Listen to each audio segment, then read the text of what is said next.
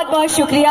और आज इस मौके पे सबसे ज्यादा अगर श्रेय देना चाहेंगे जिन्होंने मुझे पाल पोस के यहाँ तक बड़ा किया, मुझे हर कदम कदम पर स्तंभ की तरह मेरे साथ खड़े रहे, जिन्होंने हर तरीके से मुझे मोटिवेट किया है।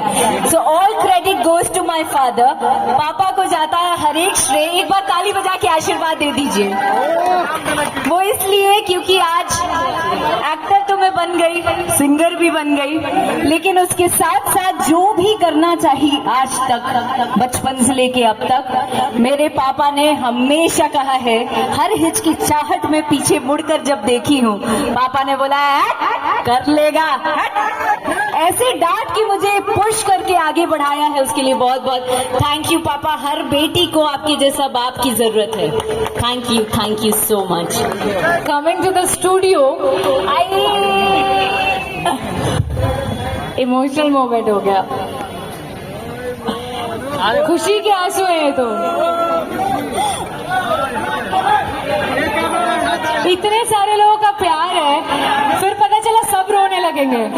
मेकअप खराब नहीं होना चाहिए, मेकअप खराब नहीं होना चाहिए। चलो हम लोग स्टूडियो, थोड़ा सा टॉपिक चेंज करते हैं। बात हम लोगों ने बहुत सारी की है। मैं जानना चाहती हूँ, एक सेकंड, मैं जानना चाहती हूँ स्टूडियो